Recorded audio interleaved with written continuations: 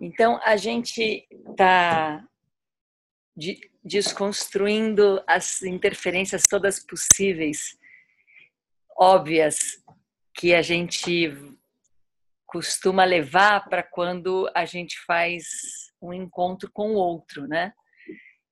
Como a gente vem de um condicionamento dessa separação, que existe o eu e existe o outro, e quando tem essa separação, a gente vai optar pelo eu, né? A nossa comunicação, a gente se condicionou a se comunicar basicamente de três maneiras. Uma pela, pela, pela imposição, que seria a maneira de se comunicar ameaçando o outro. A outra maneira é pela recompensa. Então, eu me comunico, peço alguma coisa para o outro e ofereço a recompensa para essa comunicação acontecer. E a outra é pela explicação, que a gente vai achar que então a gente chegou no nível mais humano, mais respeitoso, que é se comunicar pela explicação. Acontece que todas essas três maneiras de comunicação, elas têm o mesmo teor. Ela tem essa separação, o eu e o outro, e ela tem essa mesma crença de que eu tenho um ponto de vista e esse meu ponto de vista ele precisa, eu acredito nele e ele precisa ser comunicado para o outro. E se eu tenho poder, eu faço isso pela ameaça. Se eu tenho um tipo de poder também, mas que eu já acredito que o outro precisa fazer parte daquilo, eu faço isso por recompensa. E se eu quero que o outro entre de livre e espontânea vontade no que eu estou pensando, eu faço isso por explicação. Mas em todas elas eu mantenho a mesma coisa. Existe o eu, existe o outro, existe o meu ponto de vista, e eu quero que o outro legitime o meu ponto de vista. Então, como o mundo é criado conforme a maneira que a gente vive, se a gente está falando de encontrar um outro modo de criar as relações, de criar o mundo em nós e nós no mundo, a gente precisa desarticular o que faz o mundo ser do jeito que ele é. E o que a gente vem desarticulando nos nossos encontros é principalmente a ideia de que o mundo existe essa separação do eu e do outro. E por isso desenvolve esse tipo de comunicação.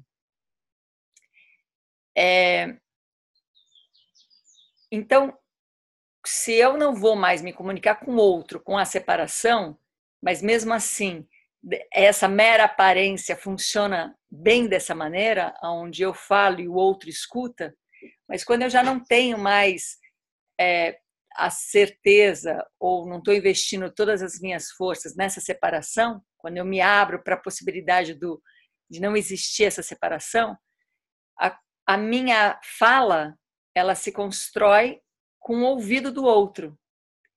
E não existe uma informação que é jogada para fora. Às vezes é muito fácil a gente acreditar nisso quando a gente lê, porque eu estou lendo uma informação, como se aquilo existisse naquele papel, naquela escrita. Mas quando a gente fala é mais difícil, porque o que você está jogando para o outro? Como assim? Cadê essa informação? Não é uma coisa. Então, a gente tem visto e praticado muito com a vacuidade que quando eu leio uma coisa, eu não estou lendo o que está escrito, eu estou lendo o que eu estou criando no encontro com o que está escrito. Então, a comunicação é uma questão de criação, é uma questão de encontro com o outro, e nesse encontro se constrói, se cria tanto a escuta como a fala dessa relação, e não a partir de algo prévio. Da mesma maneira que o mundo não está pronto e a gente entra no mundo para poder aprender a lidar com ele, a fala, a comunicação não está pronta, ela precisa ser criada na relação. Quando a gente tem uma separação, como a gente condicionou a nossa mente até essa separação, a gente coloca no outro a nossa percepção. Então, se eu, como adulta, biologicamente, que tenho um modo de olhar para o mundo, um modo de me relacionar, coloco numa criança esse meu olhar, eu vou começar a exigir da criança aquilo que ela não pode e também vou acabar acusando a criança de coisas que eu acredito que ela deveria fazer porque eu estou colocando o meu olhar. Por exemplo, uma criança pequena, ela não tem desenvolvido ainda as ondas betas, que consegue claramente entender que existe ontem e que vai existir amanhã, nesse jogo que a gente criou como sociedade. Então, quando uma criança ela é exigida, uma criança pequena é exigida que, olha, vamos fazer um combinado, hoje você faz isso e amanhã você vai, que é nesse convencimento e nessa maneira de se comunicar com recompensa. Olha, hoje você faz isso e amanhã você vai poder fazer aquilo como recompensa. E a criança, ela não entende isso, o adulto vai acreditar que essa criança está de má vontade, que essa criança não está colaborando, como se ela pudesse entender aquilo. Então, o adulto coloca na criança a percepção dele qualifica completamente quem é, com quem está conversando, e eu não estou falando de subestimar a criança, eu estou dizendo de colocar na criança algo que só está dentro do adulto, e ele não está considerando a criança naquilo. Uma vez eu vi uma mãe com um bebezinho pequenininho mesmo, ele devia ter 6 meses, ela estava trocando a fralda e o bebê estava cutucando a mãe, assim. E ela falou, já começou a me provocar, esse bebê, ele está me testando, como se ele tivesse alguma intenção de, né? E assim a gente vai se comunicando. Eu tenho uma experiência, eu tenho um modo de pensar, um modo de sentir, um modo de agir, e quando eu me relaciono com o outro, eu coloco no outro a minha experiência. Como se o outro tivesse a minha experiência. E se ele não tem, eu vou explicar algo para que ele tenha. E se eu tenho um pouco mais de carta na mão, um pouco mais de poder, eu vou chantagear, eu vou fazer o outro pensar que ele vai ter um benefício em pensar como eu penso. E se eu sou uma ditadora, eu vou obrigar o outro a pensar como eu penso. Então, a gente precisa sair desse modo: explicação, recompensa, compensação e imposição. E vai ser muito difícil a gente sair desse modo enquanto a gente pensar que existe o eu e o outro.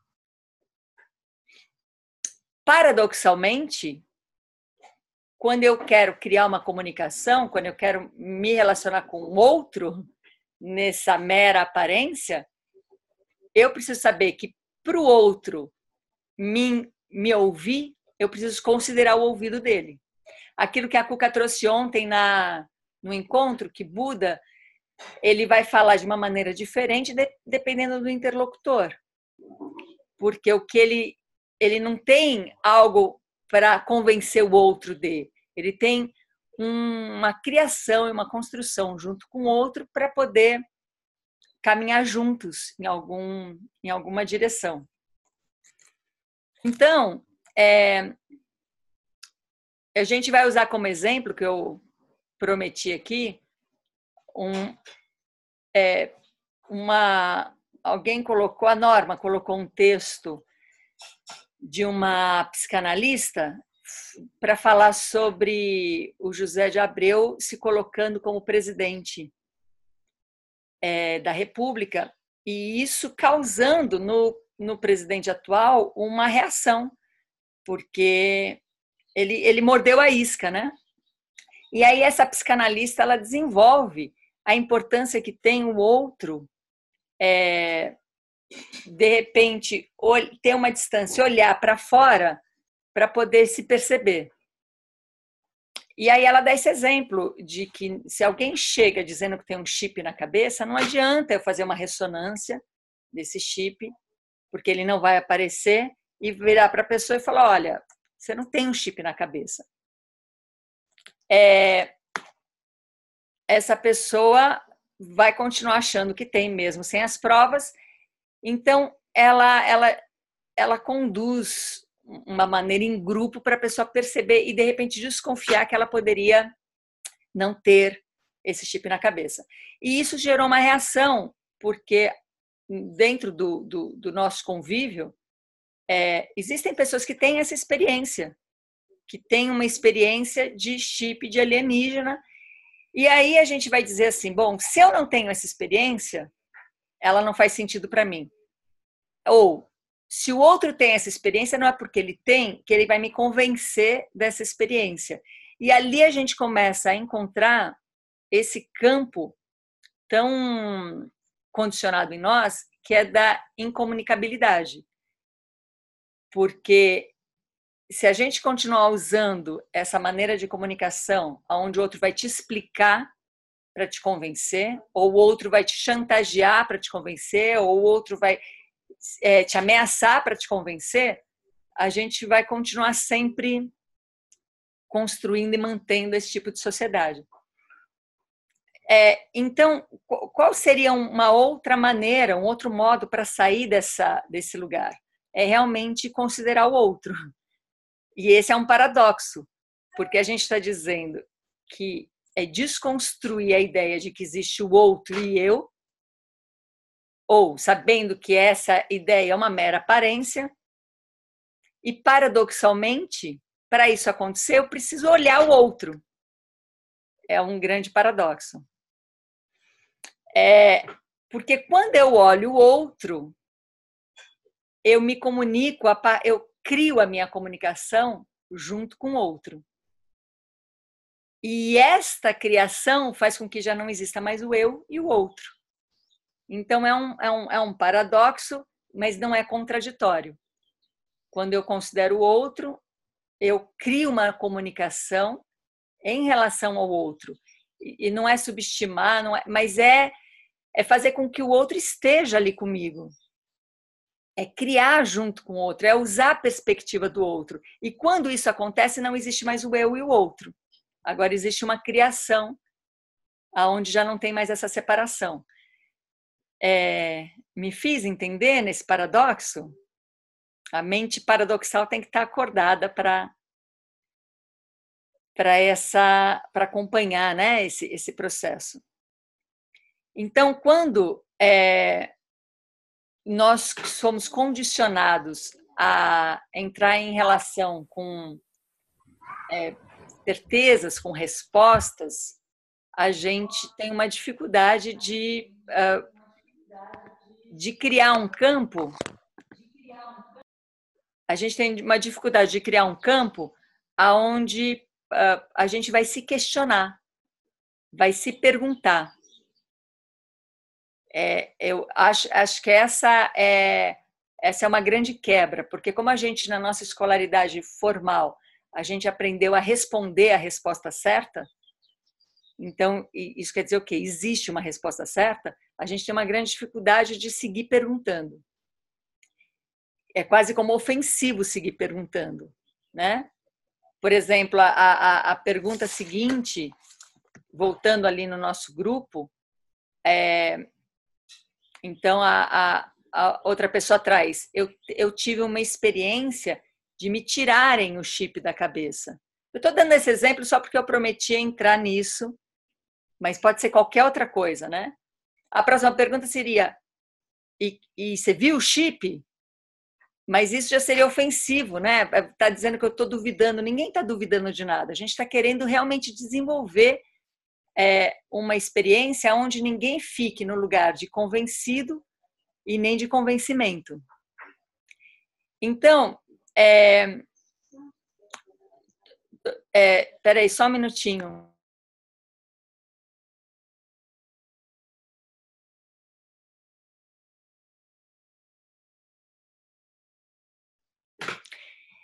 Então, vamos lá. Temos um assunto como a meditação da vacuidade que não pode ser nada mais radical do que isso, onde alguém vira e propõe nos levar a essa experiência de que não existe nada inerentemente, sendo que nós todos somos condicionados a acreditar que existe uma coisa por si só. Então, como é que a gente está vivendo um processo onde não existe ninguém te ameaçando a falar, não, ou você acredita nisso, que não existe nada inerentemente, ou vai te acontecer uma coisa muito ruim na vida. Não é por esse caminho. Não tem ninguém também te presenteando, olha, acredite nisso e você comece a praticar e acreditar isso e você vai ter uma vida sem problemas. Também não tem essa promessa. E também não tem uma mera explicação de convencimento. Pense igual a mim, porque é assim, é um conjunto de modo de se relacionar com um assunto tão delicado como tão questionador das nossas crenças como a meditação da vacuidade, é um modo de se relacionar que sai completamente dessa linha de convencimento. É um modo de se relacionar que nos traz a possibilidade de uma experiência e de um desenvolvimento lógico, que a nossa mente fica incluída, de um desenvolvimento sensorial, que a nossa sensação ela nos diz alguma coisa, de uma percepção, que a nossa percepção começa a mudar e olhar as coisas de outra maneira. Então, a gente percebe que quando a gente está na mera aparência e nessa relação que funciona, as coisas que antes pareciam ser de uma maneira, agora elas podem ser de outras maneiras, apesar de ser tão condicionada àquela maneira de eu pensar. Então, aquele exemplo que a gente trouxe do carro encalhado. É carro encalhado e pronto, não tem o que discutir. Porém, quando você tem uma abertura, você vê que ali tem 1000 outras coisas acontecendo e não fica preso a algo que já está pré-determinado a ser. Então, muda a sua sensação, muda a sua percepção. E é neste outro campo que a gente vai abrindo e vai desconstruindo essa maneira do poder de agir, onde tem alguém que convence o outro de alguma coisa. Com as crianças, existe algumas coisas que a gente já sabe, ou se não sabe, dá para ficar sabendo, porque já veio à tona, né? Como, por exemplo, isso, que a criança, como as ondas betas dela não estão ainda superativas, elas não pensam em termos de futuro e de passado. Elas vão precisar ser treinadas a pensar em recompensa. Enquanto elas não são treinadas, elas não conseguem entender o que é recompensa.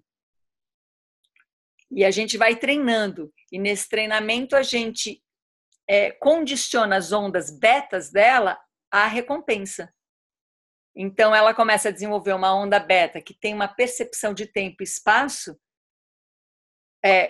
condicionado com a recompensa. No tempo e no espaço eu tenho uma recompensa, seja vou ganhar alguma coisa ou vou me cuidar para não ser ameaçada de tal coisa.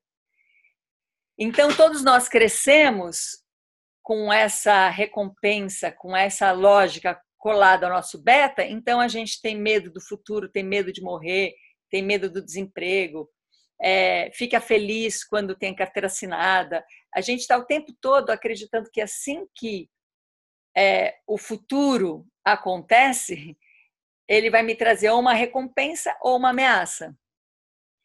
E a gente vai reagindo conforme essas recompensas e essas ameaças.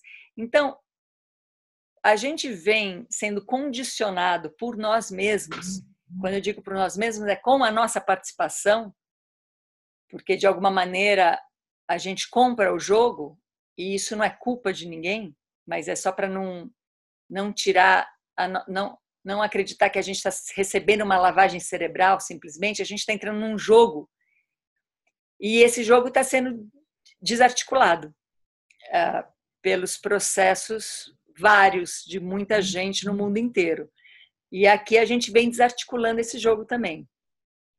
Quando esse jogo é desarticulado, começa a dar um espaço para que, por exemplo, o adulto comece a se relacionar com a sua capacidade biológica de adulto como talvez nunca tenha se relacionado antes. Porque até então, vamos separar, isso é mero artifício, porque é claro que isso é uma das muitas coisas que existe entre diferenças biológicas de uma criança para um adulto. Mas uma das coisas são as ondas betas. Se como adulto eu tenho a minha onda beta presa ao condicionamento de criança, que pensar em passado e em futuro tem a ver com recompensa ou ameaça, eu, como adulto, penso igual uma criança. E aí eu vou começar a articular uma vida de adulto com uma... E não que seja com um condicionamento infantil. Então eu estou lá e de repente eu tenho uma experiência pessoal, ou eu tenho um insight, ou alguém me convenceu de algo e agora eu quero convencer o outro. E quando eu quero convencer o outro é através da ameaça, é através da explicação, através da recompensa. E essa é uma articulação de um condicionamento infantil e que a gente carrega quando a gente é adulto. Conversar entre adultos e como adultos, biologicamente falando, é desarticular esses condicionamentos. E essas conversas, elas não aceitam uma mente não válida. Por outro lado, como a gente está falando de desarticular condicionamentos, isso vai incluir o seguinte: não existe uma metodologia única para que dessa metodologia única você gere a sua prova, como, por exemplo, a ciência faz. Então, a ciência desenvolveu, olha, a metodologia científica é essa. E não se aceita algo que não esteja dentro, que não cumpra os papéis dessa metodologia científica. E isso é limitador. Porque os modos de operar o desenvolvimento de algo, ele pode ser sempre criado e inventado. Então, eu fiz educação física na faculdade e a gente tinha que fazer um trabalho científico. E o meu trabalho científico, a princípio, ele não foi aceito porque eu trouxe uma experiência pessoal em relação a uma mudança, a uma outra experiência com o meu corpo. Então, na ciência diz, uma vez que a coluna tenha uma escoliose, que é um S, essa escoliose ela não pode ser desfeita. O que você pode fazer é compensar para trazer uma melhor, uma sensação melhor para a pessoa, mas ela não pode ser desfeita. E aí eu tive uma experiência de uma escoliose desfeita. Então eu fui fazer um trabalho em relação a isso. E ele não era aceito porque cientificamente não tinha um número de 100 pessoas vivendo essa experiência. Eu estava falando de 2 pessoas só. E isso não é válido, então já é descartado. Não interessa que 2 pessoas tinham antes uma radiografia com escoliose e depois uma radiografia sem escoliose. Então, cientificamente, não interessa, eles têm uma coisa de quantitativo. E isso é muito limitante. Então, a gente, como adulto descondicionado, não estamos falando que existe um campo científico já predeterminado e venha e prove a sua tese, a sua teoria, a sua experiência dentro desse campo, que também é um condicionamento. Mas a gente tem que criar um modo de comunicar como adulto, isso quer dizer o quê? Sem um condicionamento de recompensa ou de ameaça, E essa comunicação vai depender do ouvido do outro. Então, a gente tem que levar em consideração o outro para poder se comunicar. Então, se eu vou me comunicar com uma criança, eu tenho que levar em consideração a criança. Não só o estado biológico dela, como o estado anímico dela, o estado emocional daquela criança, se eu quero me comunicar.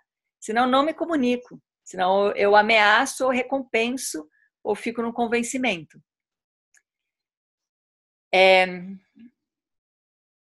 Entre adultos, que a gente biologicamente tem a mesma formação, além de levar em consideração que é um outro adulto, que tem outras experiências, tem que levar em consideração os condicionamentos desse outro adulto. Então, é difícil colocar isso assim de uma maneira precisa, porque é muito paradoxal. Eu não estou falando de subestimar o outro e falar, bom, como o outro não tem a experiência que eu tenho, eu preciso falar de uma maneira que o outro entenda, porque eu estou subestimando o outro. Mas como o outro não tem a experiência que eu tenho, eu preciso trazer essa conversa num nível que o outro possa participar dela. Senão o outro vai sobrar para ele só a possibilidade de acreditar ou não acreditar.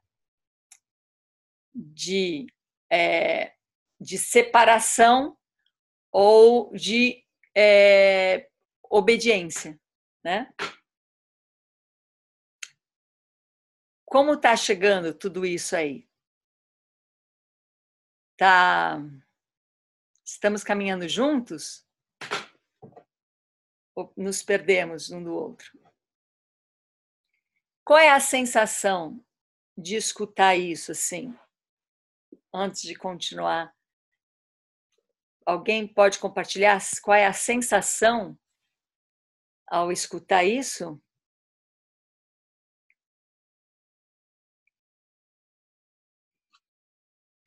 Ana? Sim. Assim, a sensação é de completa abertura.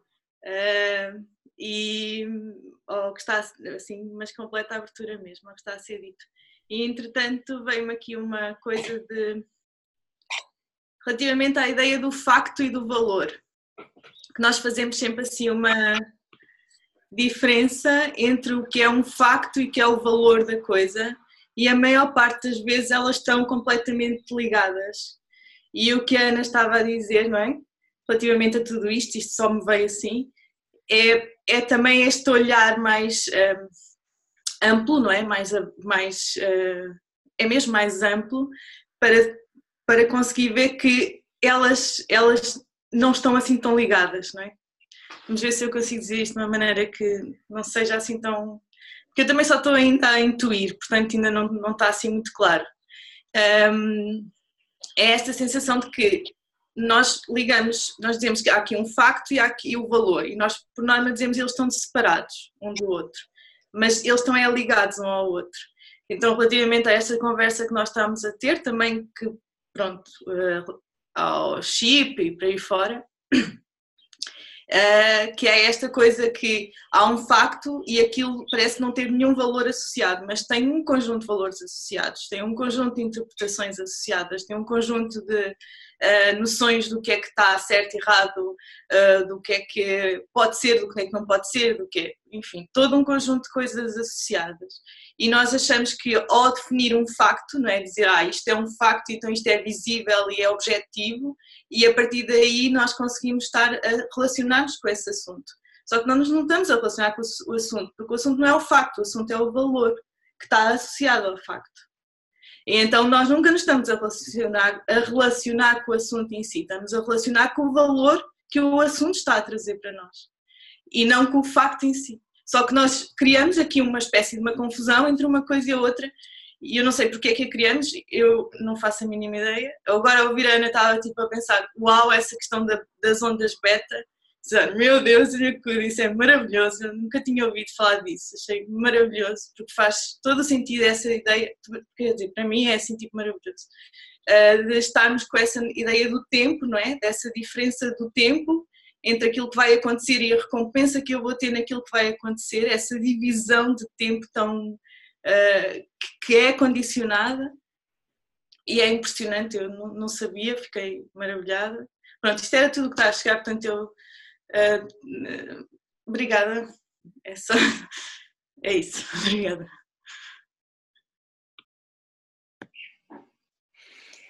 Sim, esse o fato e o valor, ele amplia mais ainda essa nossa conversa. E tem um exemplo, eu não sei se eu vou ser realmente fiel aos personagens do exemplo, mas como artifício serve.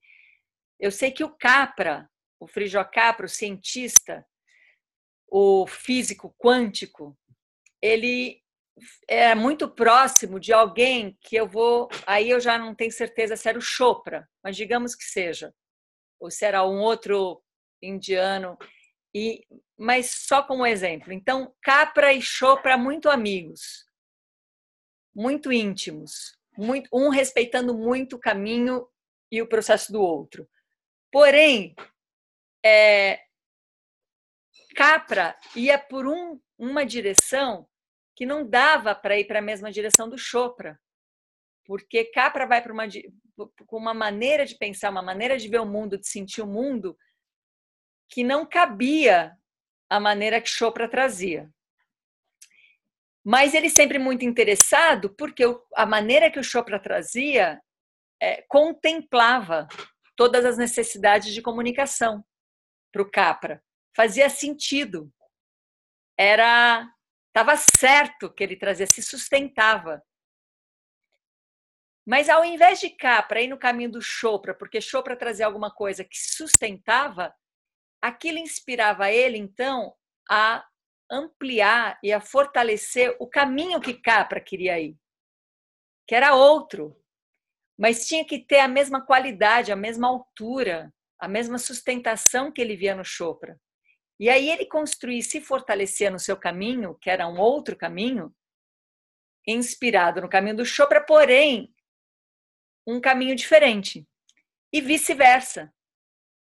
Capra vinha e trazia um tipo de olhar que falava, óbvio, tá certo esse olhar, mas esse olhar não é o meu caminho, mas eu quero esse tipo de qualidade para o meu caminho. Então, ele levava a qualidade para o seu caminho. O que aconteceu lá na frente, que já é hoje, esses caminhos se encontraram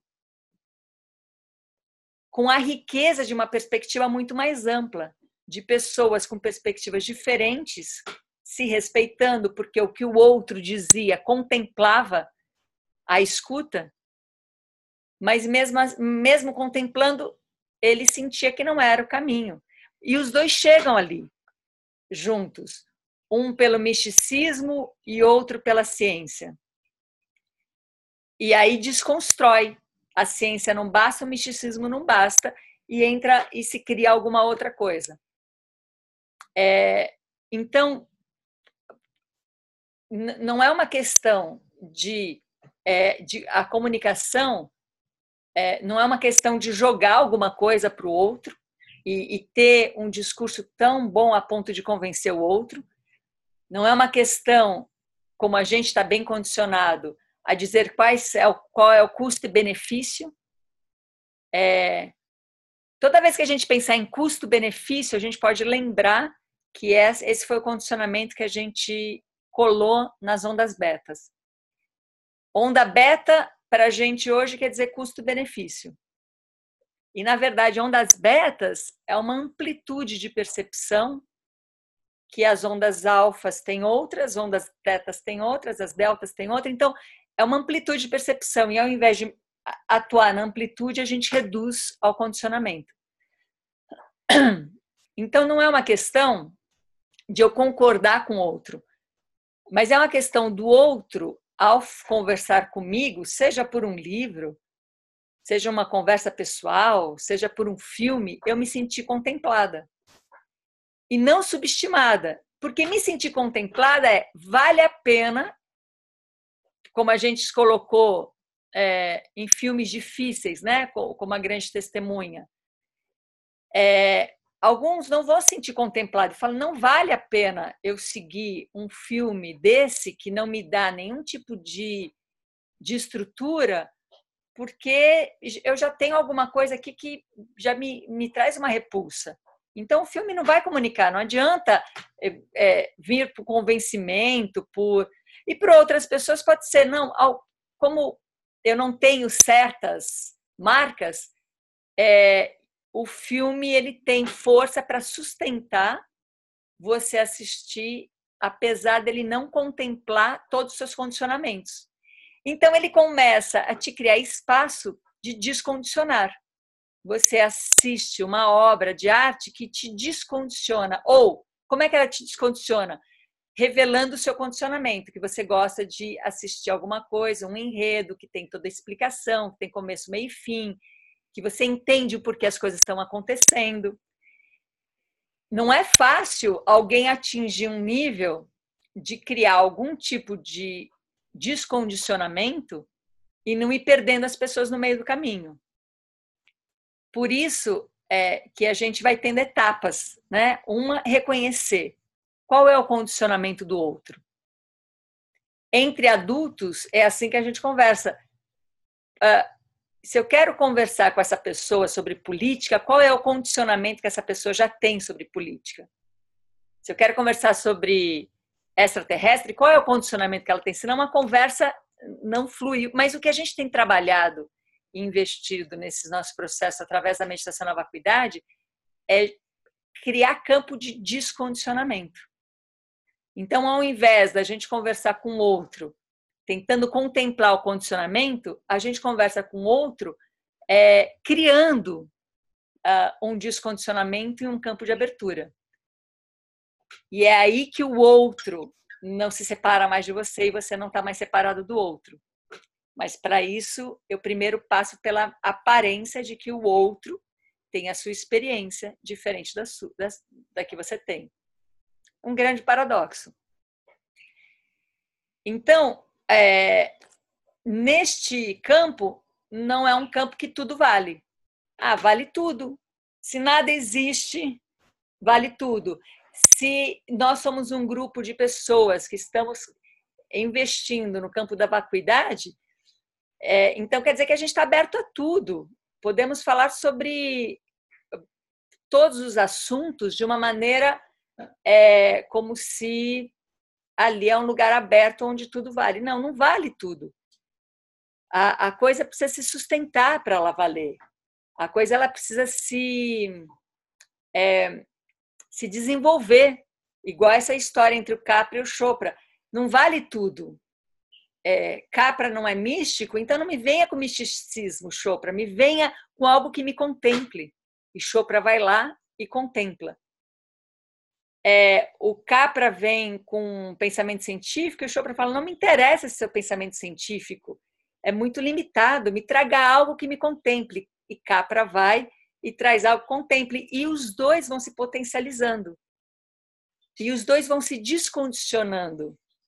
Então, você vê algo que vai se criando que não está baseado em explicação, em ameaças, em chantagem, em recompensa, em custo-benefício, e sim num desenvolvimento de algo que se sustenta, que inclui um monte de coisa, que é o que a gente justo vem vivendo no nosso encontro das quartas, porque não é possível que um assunto como aquele, que dá tanto frio na barriga, esteja sendo sustentado. E ele está sendo sustentado porque ele tem todas essas características, né, de contemplação. Mas isso não quer dizer que todo mundo tem que aceitar ou concordar, falar, bom, não é o meu caminho, eu não quero ir para esse caminho da vacuidade, sei lá por quê, mas não quero. Mas não pode dizer que é algo desqualificado. Então, por isso que eu trouxe essa sugestão. A gente precisa entender o que é metodologia para não se limitar à metodologia já pronta. Metodologia não é a maneira que quando você vai fazer um trabalho científico, você tem que ver lá como é que vai ser aceito o seu trabalho como um trabalho científico. E ali tem uma metodologia. a metodologia não está pronta, ela tem que ser criada. Porque talvez o seu assunto e a sua experiência não caiba em nenhuma metodologia. Como a minha experiência de uma escoliose ser curada, não cabe na metodologia da educação física. Então, eu preciso criar uma metodologia. Eu também não posso simplesmente chegar e dizer, bom, vocês são os ignorantes, vocês são os limitados. Se eu quero desenvolver isso, eu preciso contemplar que para o outro é difícil entender isso e desenvolver. E esse desenvolvimento me levou, por exemplo, a conhecer a técnica Alexander, porque eu precisava ir para uma experiência que sustentasse isso independente da metodologia científica. E a técnica Alexander, eu encontrei nela esse processo. Então, no nosso condicionamento, quando entra um assunto difícil, a gente rejeita, né? Como o príncipe, o rei, uma vez rejeitou o yogi, que trouxe a vacuidade, mas trouxe de uma maneira tão indigesta, que aí manda matar o yogi, para anos depois um outro yogi trazer de uma maneira digerível. E aí é aceitável. A Cuca já contou algumas vezes essa história para a gente. Então, não é nenhuma questão de cortar e rechaçar e falar, gente, não vamos... Porque, por exemplo, a desescolarização, né? É um assunto delicado e que, como ele não é cuidado de uma maneira... às vezes, de uma maneira contemplando o condicionamento escolar, existe uma cisão. Os malucos da desescolarização, os travados da escolaridade formal. E aí não existe comunicação, porque ninguém está querendo contemplar a existência do outro, como se o outro não fosse ele mesmo em projeção, né, digamos assim. Ou você não fosse o outro em projeção, né? Como se não fosse uma coisa só, como se a gente não habitasse o mesmo lugar.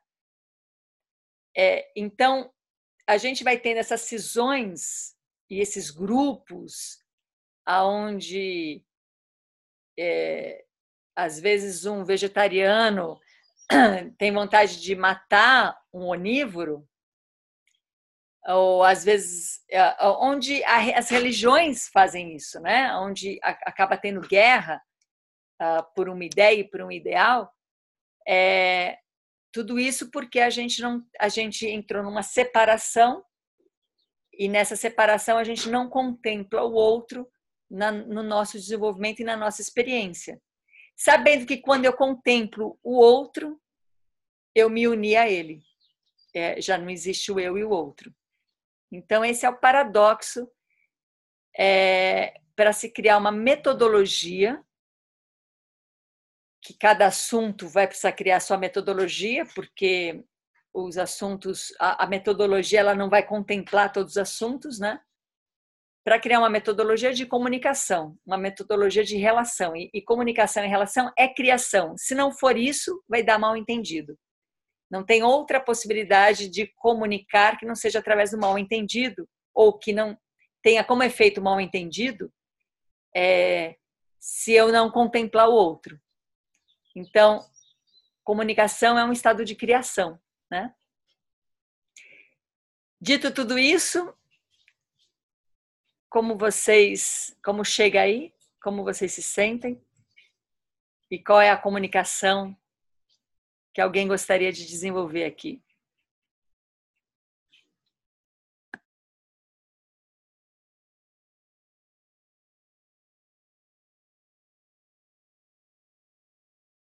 Posso falar? Tá dando para ouvir? O que essa conversa de hoje está batendo aqui com o que eu estou vivendo é porque eu estou criando um site para divulgar meu trabalho. de facilitação. E eu tô batendo justamente nesse lugar que, por horas, eu sentia uma vontade de rechaçar uma comunicação que fale sobre custo-benefício, porque ou resultados ou coisas assim, sabe, do tipo, então se você contratar o meu serviço, você vai ganhar isso, isso e isso, ou você vai se tornar uma pessoa melhor. Então, por um lado, eu rechaço essa comunicação, por outro lado, é a comunicação que eu vejo que contempla, que mais conecta com o outro. Em geral, né? Tipo, é como se, assim, eu quisesse já ignorar que eu também tenho esse pensamento, que eu também estou dentro desse mundo onde a gente, quando vai buscar um serviço, a gente está sempre buscando um serviço para ter alguma coisa. Mesmo que a coisa venha de outras formas, nos traga outras coisas, mas sempre tem alguma coisa que eu quero, né? Se eu vou comprar uma banana, eu quero comer uma banana. E aí foi muito interessante ouvir isso, porque é uma forma de criar uma separação também, sabe? Do tipo, desculpa, se você não entende meu trabalho, você não tá muito pronto para ele, sabe? E não é esse lugar, eu quero conectar, né? Então, é como se, tipo, tivesse gerado uma conexão de coisas que estavam separadas aqui dentro de mim. E aí eu só senti vontade de compartilhar para ver se de alguma forma isso também integra aí na conversa. Sim, é muito bom pensar assim, você trazer isso, porque vai ficando mais claro. Então, olha só, quando eu penso, eu penso em custo-benefício, as pessoas pensam assim, então, para eu me comunicar, eu preciso contemplar isso. Isso é subestimar. Isso é uma subestimação. Acreditar que é isso. Isso é a mera aparência. Funciona, mas não é assim que o ser humano precisa ser. E se a gente continua trabalhando em cima disso, a gente só vai reforçar essa ideia. E às vezes a gente tem a ingenuidade de dizer, mas eu vou por esse caminho, porque quando eu estiver lá dentro, aí eu vou poder desconstruir tudo isso. Eu só quero isso para atrair, né? Tudo isso só vai reforçar. E quanto mais forte estiver, mais difícil é de desconstruir. E aí a gente vai ainda achar que é a resistência do outro. E, na verdade, foi a gente que já colocou por esse caminho, né? Então, a gente vai desconstruindo tudo. Desconstruir, por exemplo, que é um serviço. Porque a gente também tem esse condicionamento. Se eu sou um adulto e eu quero sobreviver, eu preciso oferecer um serviço. Porque eu preciso de dinheiro. E por que alguém vai me dar o dinheiro? Porque eu preciso... Então, são tantos condicionamentos que a gente vai reconhecendo e que, se a gente vai desconstruindo todos eles, descriando eles, a gente vai abrindo um campo de criação. A ponto de você não estar oferecendo um serviço, né? A ponto de você estar sendo a expressão da sua singularidade na composição com o todo. O que isso quer dizer? Que quando alguém tem uma força na sua singularidade, uma tendência, reúne características de cuidador do outro, em algum momento, esse cuidador vai ser chamado de médico, em outro momento, em outra circunstância, em outra cultura, vai ser chamada de pajé, em outra circunstância, vai ser chamado de mãe, eu não sei. Mas, assim, ninguém nasce para ser médico, para ter um serviço e oferecer. Mas, conforme ele está numa sociedade, aquela sociedade na criação junto com ele, aquele conjunto de pessoas, manifesta isso. Então, quando você está numa sociedade, numa cultura, em relação, Ilana vai manifestar alguma coisa nisso. Como já está construído, você já pode colocar sua manifestação e enclausurar ela num serviço. E serviço tem que ser vendido. E para vender eu preciso seduzir o comprador. E aí eu já montei todo o sistema. Mas se você vai desconstruindo, o que vai acontecer é que você é uma expressão de alguém conectado. Isso quer dizer o quê? Aquilo que você apresenta é necessário. E se é necessário, vai ter interlocutor para isso. Porque, na verdade, o outro é o que te moveu para essa direção. E quando o outro te move nessa direção, o outro e você já não tem mais separação. Então, é uma prática de uma desconstrução, né? Uma descriação de um... E é um risco. É um risco. Por isso que dá frio na barriga. Então, a gente só está ali, só conversando. Só fazendo a meditação. Nada, não tá, nem saiu da cadeira, nem nada. Só está gerando um pensamento que dá frio na barriga. Imagina isso construindo um site de pura expressão, né? Então, essa especulação está completamente condicionada e colada nas nossas ondas betas. Somos especuladores. Eu não preciso negar que sou especuladora, preciso afirmar que sou especuladora para ver o necessário disso, abrir mão da vantagem e isso se tornar desnecessário. E quando isso se torna desnecessário, eu posso trabalhar num campo sem especulação. E o que eu vou fazer? A minha expressão. E a minha expressão não vem do nada, a minha expressão não é uma coisa genial, a minha expressão é uma criação coletiva, é uma criação da relação. Então, para isso, a gente precisa aprender a entrar em relação. E entrar em relação ao reconhecer o outro. E quando eu reconheço o outro agora sou eu. Esse é o paradoxo. Porque o outro, o ouvido do outro, cria a minha linguagem. Então, eu não tenho mais separação da minha linguagem e do ouvido do outro. É um grande paradoxo. Tem muitas linhas desenvolvendo isso, né? Então, por isso que eu fiquei muito movida quando eu conheci a meditação na vacuidade, porque a gente vê que este tipo de pensamento que aconteceu há muito tempo atrás, hoje em dia é o que fortalece, o que sustenta, ou que comunica, o que conversa muito bem com a física quântica, com a biologia molecular, e com procedimentos. Imagina isso, a física quântica, se ela tivesse que se adequar à metodologia da física clássica, ela nunca poderia ser explicada, ela nunca poderia ser desenvolvida. Então, a física quântica teve que desenvolver uma metodologia, mas ela teve que comunicar, senão ela também não existe. Então, ela rompe estruturas, mas romper estruturas não é simplesmente soltar qualquer coisa de qualquer maneira que para o ouvido do outro não chega. Eu preciso contemplar a existência do outro. E contemplando a existência do outro, eu quebro a separação.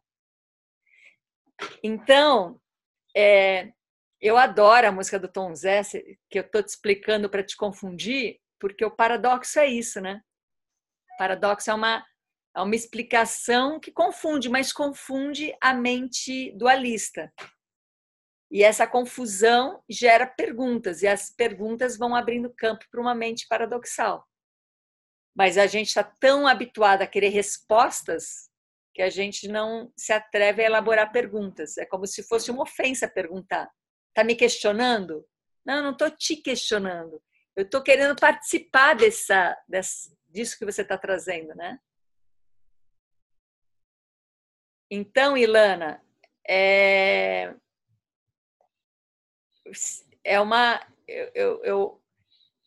eu entendo completamente, é muito lógico o caminho que você está seguindo, mas você pode ir desconstruindo, encontrar o vazio de tudo isso para ter um campo de criação, ao invés de ceder ao conveniente do que já está estabelecido, né? E não vai contra. Isso que é lindo. Quando a gente entra em criação e faz alguma coisa que está fora do bom senso, fora do senso comum, você não está indo contra nada.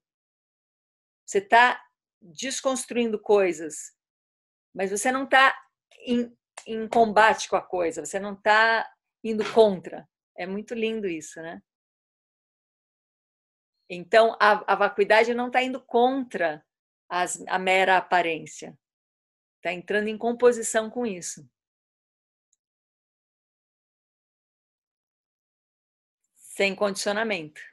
Ou descondicionando, né?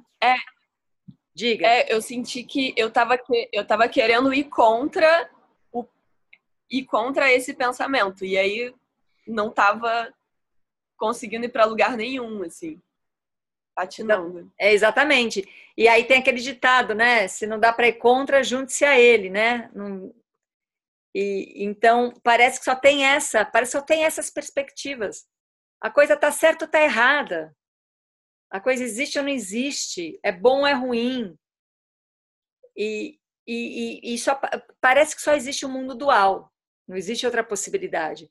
Porém, quando a gente entra em outros campos, a gente ganha outras perspectivas. E essas perspectivas, ela não vai subestimar quem vive na dualidade. Falar, peraí, você não pode participar disso. Porque nós mesmos vivemos na dualidade, é só pensar nisso. Ela não vai subestimar, ela vai contemplar e vai criar uma maneira de desconstruir.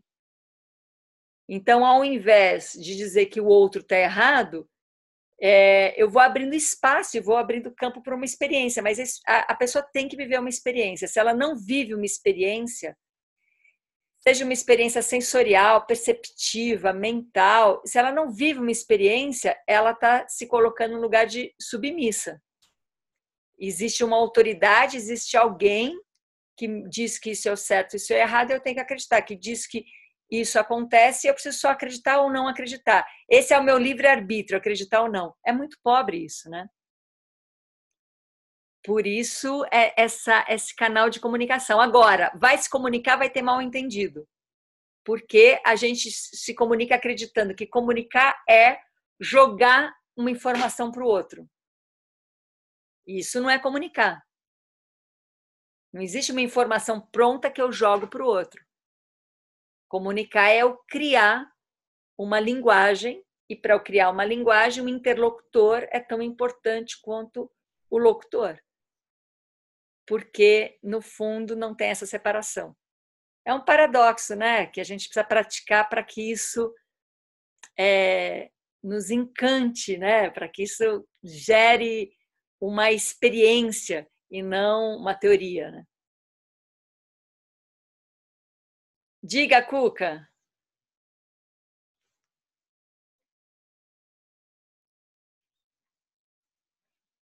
Não posso dizer porque está tão perfeito que vai estragar tudo. Mas ontem eu tive a reunião com o síndico, fiz tudo ao contrário. Impus para ele tudo. E as coisas que ele aceitava, eu ficava muito contente, já passava para outro assunto. Fiz tudo ao contrário. Foi a linguagem assim, da imposição total. Espero que mesmo assim tenhamos bons resultados aqui no condomínio. Maravilha. Então, o que é incrível é isso, que quando a gente impõe uma coisa para o outro, a gente vai agora depender do resultado, que às vezes vai demonstrar um mal-entendido. E quando a gente cria com o outro, aquilo já basta. O resultado já vai ser um efeito. Aquele encontro é o que nos preenche, não o que vai vir a partir disso, né? Mas, claro, a gente é muito condicionado nisso, não tem como a gente se iludir que a gente vai escapar disso.